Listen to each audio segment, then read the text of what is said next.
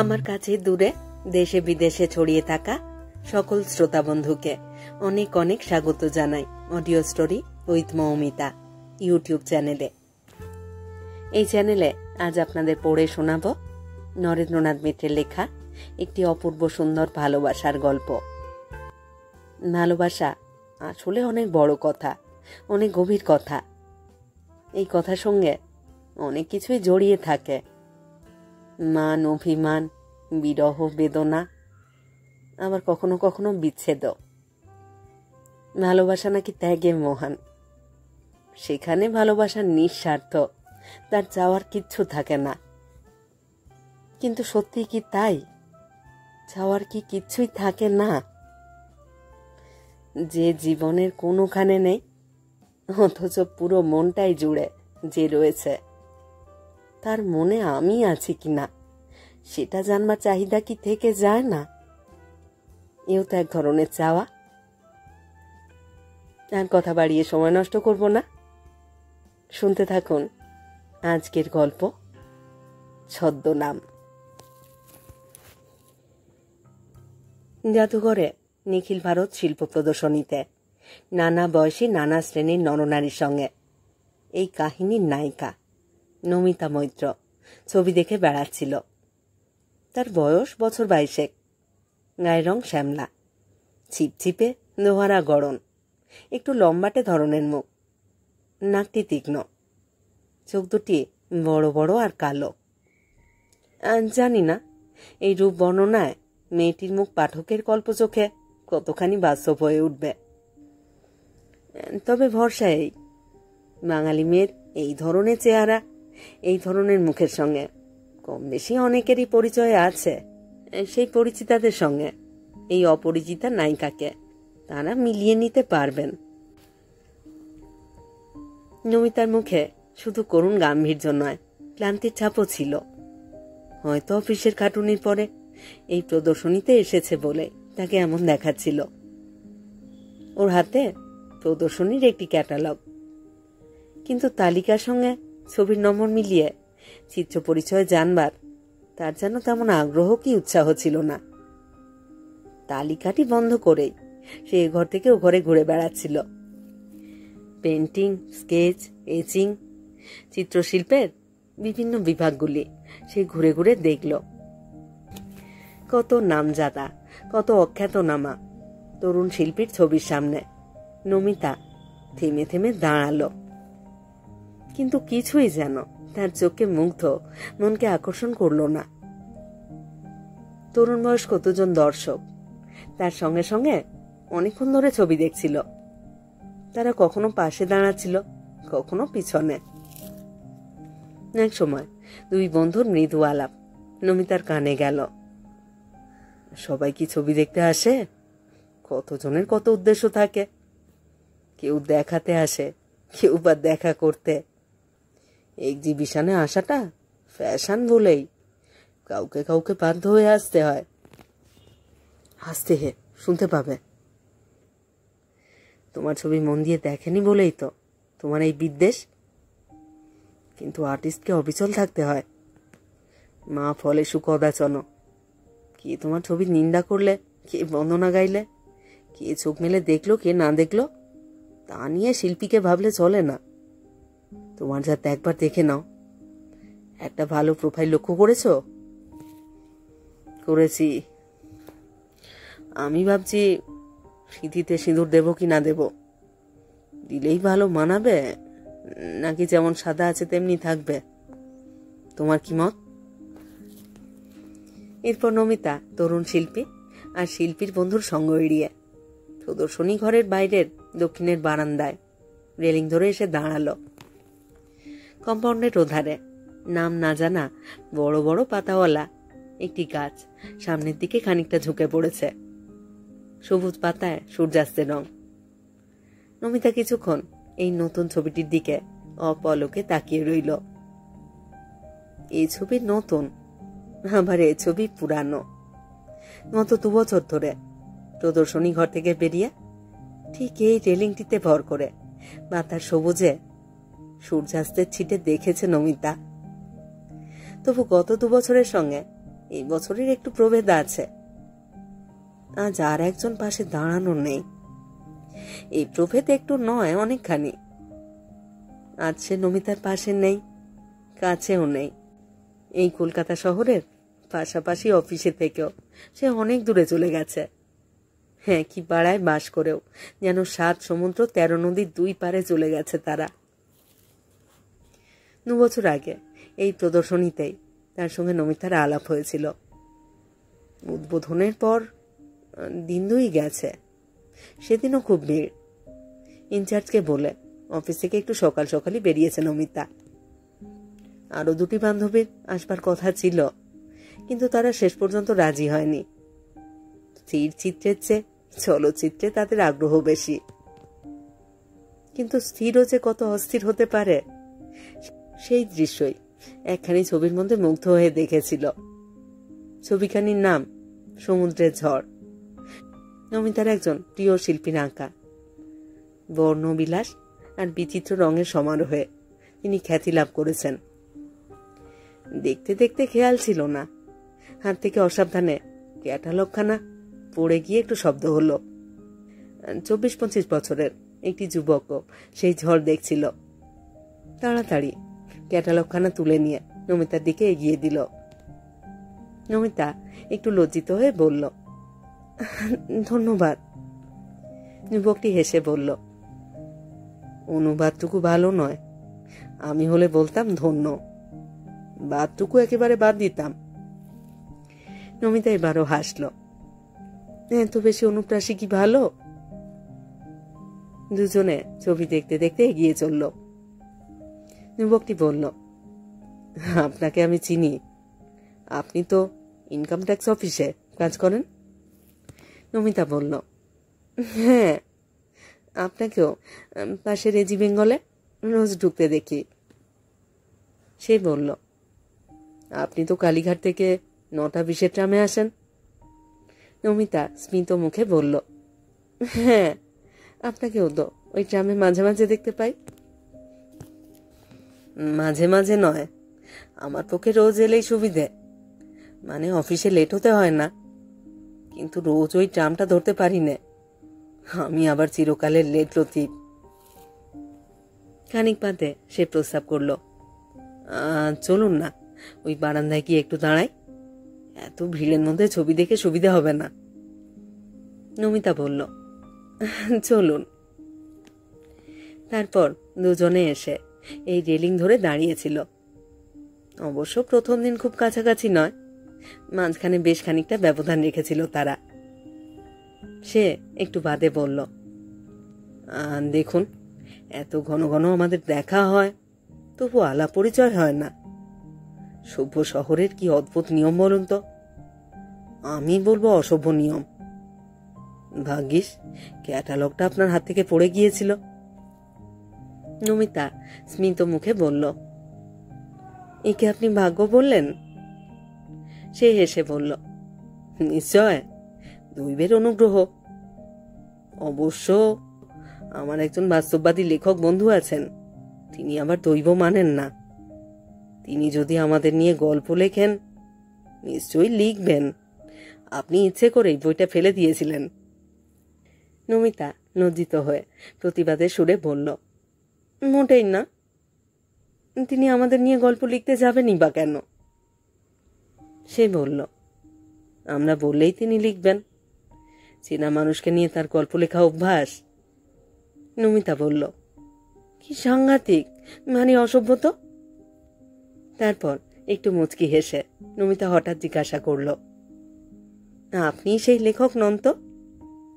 সে বলল, না না, আমি পাঠক। আমি পাঠক, কথক, সমালোচক। লেখক ছাড়া সবই। আর যারা লেখক, তারা লেখক ছাড়া আর কিছুই না। একটু বাদে সে বলল, আমি আমি শুধু কথা বলছি, আপনি তো কিছুই বলছেন না। এতখানি আলাপি যখন হলো, আমরা এবার আমাদের নাম ধাম জিজ্ঞেস করে নিতে পারি। নমিতা মৃদু স্বরে নিজের নাম বলল। সে বলল, দেখুন, আপনার কাছে আমার নাম বলতে বড় লজ্জা হচ্ছে। আমার নামটা কিন্তু আপনার মতো অমন বিনয় নম্র নয়। তা নাই বা হলো, বলুন না। আমার নাম রাজ্যেশ্বর দত্ত। এই গণতন্ত্রের যুগে এই নাম মোটেই বলবার যোগ্য নয়, কিন্তু আমাকে দোষ দেবেন না, নামটা আমার বাবার দেওয়া। সেই প্রথম দিনের পরিচয় দ্বিতীয় দিন থেকেই প্রায় দৈনন্দিন আলাপে গিয়ে পৌঁছল। আলাপ আর আলোচনা। অফিস ছুটির পর সাহিত্য, শিল্প, রাজনীতি, দর্শন, সমাজতত্ত্ব। অফিস ছুটির পর গার্ডেন, লেক, গঙ্গার ধার, শহরের খ্যাত অখ্যাত রেস্টুরেন্ট। বছর ঘুরে আবার এলো প্রদর্শনী। ছবি দেখা শেষ করে আবার তারা দাঁড়ালো রেলিং ধরে। একদিন নয়, রোজ। কত পুরনো শিল্পীকে যে তারা নাকচ করলো, কত নতুন শিল্পীকে যে তারা তুলে ধরলো, ঠিক নেই। রাজ্যেশ্বর একদিন বলল, আজ আর নিজের নাম বলতে লজ্জা হচ্ছে না? নমিতা বলল, কেন? রাজ্যেশ্বর বলল, এমন একটি দেশের সন্ধান পেয়েছি যেখানে আজও রাজতন্ত্র আছে। নমিতা বুঝেও না বোঝার ভান করে বলল, তেমন দেশের অভাব কি? গণতন্ত্রের নামে রাজতন্ত্র এখনো বেশিরভাগ দেশে চালু। রাজ্যেশ্বর বলল, এড়িয়ে যাচ্ছ কেন? আমি সে দেশের কথা বলছি না, এই দেশের কথাও না। নমিতা মাথা দিয়ে বলল, তুমি বড় অসভ্য। রাজ্যেশ্বর বলল, আমাকে শেষ করতে দাও। তার নাম হৃদয় দেশ। সেখানে গণতন্ত্র নেই, আছে মনতন্ত্র। সে রাজ্যে শুধু রাজার রানী, প্রজা বলে কোনো পদার্থ নেই। তারপর খানিকক্ষণ চুপ করে থেকে হঠাৎ রাজ্যেশ্বর বলল, নমিতা, আর কতদিন আমরা অপেক্ষা করব? এ যেন আর এক মানুষ। বাকপটু রাজ্যেশ্বরের কথা নয়, তার ভাষায় আবেগ, ভঙ্গিতে কাতরতা। নমিতা একটু হেসে বলল, এবার বুঝি তোমার অনুপ্রাসে কুলোলো না? রাজ্যেশ্বর হাসল না, বলল, আমার কথার জবাব দাও। নমিতা মৃদু স্বরে বলল, আমি তো তোমাকে সব বলেছি। তা ঠিক। এই বছর ধরে তারা শুধু সাহিত্য আর শিল্পের আলোচনাই করেনি, নিজেদের সংসারের কথা, পরিবার পরিজনদের কথাও দুজনে দুজনকে জানিয়েছে। নমিতার বাবা গোঁড়া ব্রাহ্মণ, নিহাত অভাব অনটনে পড়েছেন বলে মেয়েকে বিয়ে পাশ করিয়ে চাকরিতে দিয়েছেন। তাই বলে মেয়ের অসবর্ণ বিয়ে তিনি মোটেই অনুমোদন করবেন না। নমিতা তার বাবার সঙ্গে রাজ্যেশ্বরের আলাপ করিয়ে দিয়েছে, কিন্তু মেয়ের এই বন্ধুটিকে মোটেই তার ভালো লাগেনি। শুধু কায়েস্ত বলে নয়, কায়েতের মধ্যে কি ভালো লোক নেই, ভালো ছেলে নেই? কিন্তু রাজ্যেশ্বর বড় দাম্ভিক, বড় আত্মম্ভরী, সব জানতা ধরনের ছেলে। চাল চলন থেকে শুরু করে পোশাক পরিচ্ছদের আরো অনেক ত্রুটির কথা তিনি বলেছেন। নমিতা যদিও জানে, কায়স্থ হওয়া সত্ত্বেও রাজ্যেশ্বরকে সে এত পছন্দ করেছে বলে তার বাবার তাকে এত অপছন্দ, তবু জোর করে সে কথাটা বাবাকে বলতে পারছে না। তিনি হৃদরোগে ভুগছেন। ডাক্তার মোটেই ভরসা দিচ্ছেন না, যে কোনো সময় দুর্ঘটনা ঘটতে পারে। নমিতার মা নেই, বাবা তার উপর সম্পূর্ণ নির্ভর করেন। নমিতা যদি তার অমতে বিয়ে করে, তিনি তার আরো 3টি নাবালক ছেলে মেয়েকে নিয়ে বরং না খেয়ে মরবেন, তবু নমিতার দেওয়া একটি পয়সাও ছোবেন না। সেও এক আশঙ্কা। এখন নমিতারা এই সংসার চলে। এদিকে রাজ্যেশ্বরের সমস্যাও কম নয়। তার বাবা মাও দরিদ্র, ঘরে বিধবা বৌদি আর ভাইপো ভাইঝি আছে, আর আছে একটি অনুরা বোন। বয়সে সে নমিতার চেয়েও বছরখানেকের বড়, দেখতে আরও কালো, মুখশ্রীও নমিতার মতো অত সুন্দর নয়। তাছাড়া সে সামান্য লেখাপড়া শিখেছে, 3rd ক্লাস অবধি বিদ্যা। নমিতার মতো চাকরি বাকরি করে যে খাবে, কি নিজে পছন্দ মতো বর জুটিয়ে নেবে, এমন সাধ্য তার নেই।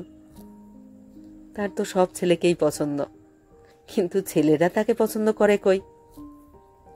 রাজ্যেশ্বরের বাবা বলেছেন, তুমি বিয়ে করে সেই টাকায় বোনের বিয়ে দাও।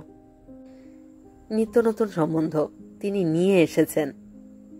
রাজ্যেশ্বর ঘাড় কাত করলেই অর্ধেক রাজত্ব আর রাজকন্যার না হোক 700-800 টাকা পণ, 15-20 ভরি সোনা, সঙ্গে সুন্দরী শিক্ষিতা বউ ঘরে আনতে পারেন।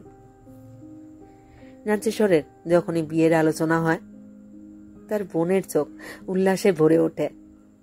দাদা যতবার না করে ততবার সেই চোখ দুটি নৈরাশ্যে এমন বিবর্ণ হয়ে যায় যে এক অদ্ভুত ব্যথায় রাজ্যেশ্বরের বুকের মধ্যে মোচড় দিয়ে ওঠে। নমিতার সঙ্গে তার বোনের কোনো মিল নেই, কিন্তু চোখ দুটির সঙ্গে ভারী সাদৃশ্য আছে। তার চোখও তেমনি কালো, অমনি শান্ত, অমনি মমতায় ভরা। বিনা পণযৌতুকে নমিতাকে বিয়ে করলে রাজ্যেশ্বরের বাবাও অবশ্য হতাশ আর অসন্তুষ্ট হবেন, কিন্তু সে তাকে বোঝাতে পারবে যে নগদ 700 টাকা পণ পাচ্ছে না বটে, কিন্তু 150 টাকা মাইনের চাকরি করা বউকে ঘরে আনছে। 5-6 মাস যদি বউয়ের মাইনের টাকা জমানো যায় তাহলে বোনের বিয়ের পণ জোগাড় হয়ে যাবে। অবশ্য টাকাটা সত্যি সত্যি নমিতার কাছ থেকে নেবে না রাজ্যেশ্বর। নিলে নমিতার বাবা আর ভাই বোনেদের চলবে কি করে? শুধু নিজের বাবা মাকে বুঝ দেওয়ার জন্যেই ওসব কথা বলবে। হ্যাঁ, তারপর বিয়ে হয়ে গেলে দুজনেই পার্ট টাইম চাকরি করবে, টিউশন করবে, রাত জেগে নোট লিখবে।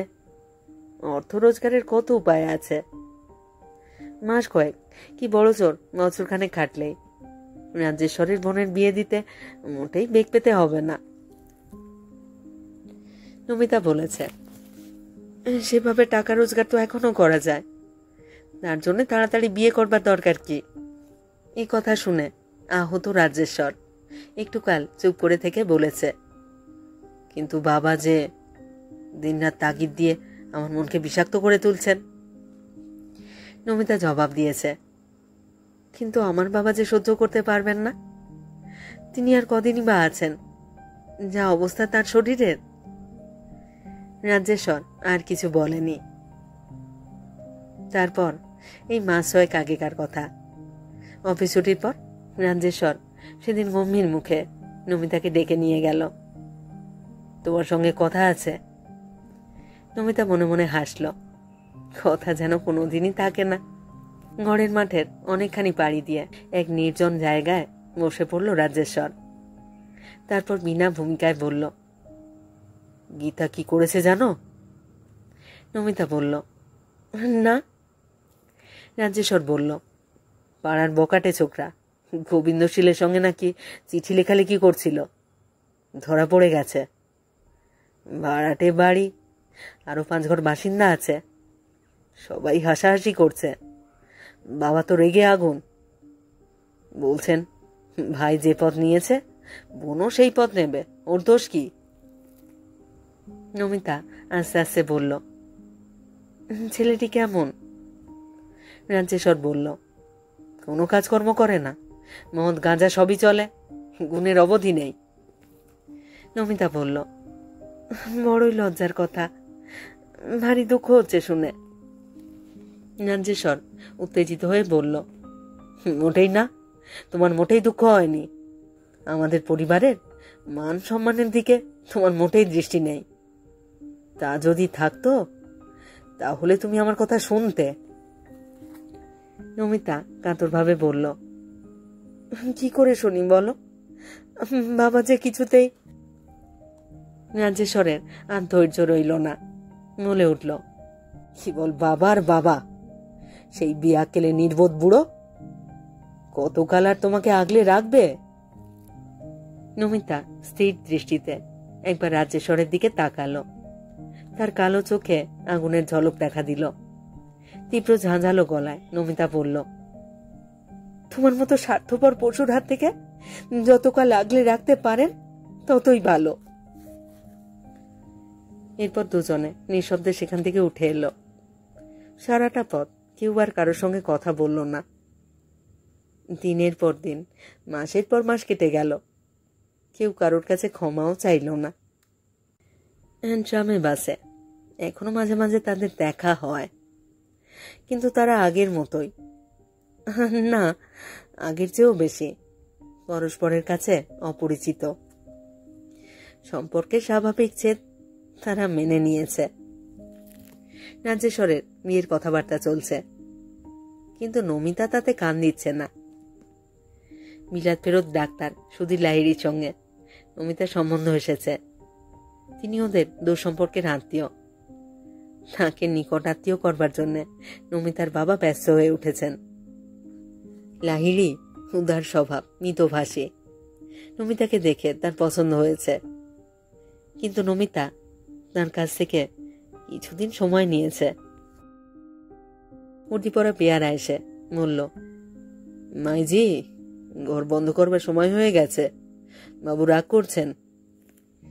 নমিতা চমক ভাঙল। এতক্ষণ কোথায় ছিল সে? কার কথা ভাবছিল? ছি ছি ছি। লজ্জিত হয়ে বলল, চলো যাচ্ছি। প্রদর্শনীর হল ঘরগুলি প্রায় শূন্য। দু একজন চাকর বেয়ারা ছাড়া আর কেউ নেই। আর আছেন একজন মাঝবয়সী ভদ্রলোক। বড় একখানা টেবিলের সামনে বসে তিনি খাতাপত্র গোছাচ্ছেন। নমিতাকে দেখে কালো রঙের লম্বা খাতাটা তার দিকে ঠেলে দিয়ে বিরক্তভাবে বললেন, নিন, সই করুন। আপনারা তো ছবি দেখতে আসেন না। নমিতা লজ্জিতভাবে খাতাটা নিজের দিকে টেনে নিল। যারা প্রদর্শনী দেখতে আসে নিজেদের নাম ঠিকানা এই খাতায় লিখে দিয়ে যায়। গত 2 বছর রাজ্যেশ্বর আর নমিতাও লিখেছে পরপর দুজনের নাম, কিন্তু এবার একা একাই নাম সই করতে হবে নমিতার। সেও একা একা এসেছিল। সেই উদ্বোধনের দিন থেকে 3 দিনের কয়েকটি পাতায় তাড়াতাড়ি চোখ বুলিয়ে গেল নমিতা। না, সে নাম কোনো পৃষ্ঠায় নেই। নমিতার নাম থেকেই বা তাহলে কি হবে? চশমা পরা প্রৌঢ় ভদ্রলোক ফের তাড়া দিলেন, কি দেখছেন? অত নামটা লিখতে হয় লিখে ফেলুন না। কি হবে নিজের নাম সই করে? নমিতা যে তার খোঁজে এসেছিল, কি হবে সেই পরাজয়ের চিহ্ন রেখে? একটুকাল কি যেন চিন্তা করল নমিতা। তারপর নিজের নামের বদলে নমিতা অফিসের একটি মেয়ের নাম বসিয়ে দিল, শিবানী রায়। ভদ্রলোক খাতাটা বন্ধ করে বাঁচলেন। আশ্চর্য কাণ্ড আপনাদের। কালো এক কোট প্যান্ট পরা দেশি সাহেব দাঁড়িয়ে দাঁড়িয়ে গোটা খাতাটার নাম মুখস্থ করছিলেন। আমি চোখ কটমট করে তাকাতে তাড়াতাড়ি চলে গেলেন। শেষ পর্যন্ত নিজের নামটা লিখে যাননি। কত রকমের লোকই যে আসে এখানে। নমিতা সাগ্রহে বলে উঠল, সত্যি? কিরকম চেহারা বলুন তো? ভদ্রলোক বললেন, মাফ করবেন, চেহারা কি আমি মুখস্থ করে রেখেছি? এক্সিবিশনে রোজ হাজার হাজার লোক আসে যায়, সকলের চেহারার বর্ণনা দিতে হলেই তো হয়েছে। মেয়ারাকে জানলা দরজা বন্ধ করবার ইঙ্গিত দিলেন ভদ্রলোক। নমিতা একা একা সিঁড়ি বেয়ে নামতে লাগলো। তাহলে তাহলে কি সেও এসেছিল? সেও কি নমিতার মতো প্রতি মুহূর্তে আর একজনের খোঁজ করছিল? খাতায় একটি নাম খুঁজছিল আতিপাতি করে। কোনো প্রমাণ অবশ্য নেই, কিন্তু নমিতা যে এসেছিল তারও কি কোনো প্রমাণ রইল?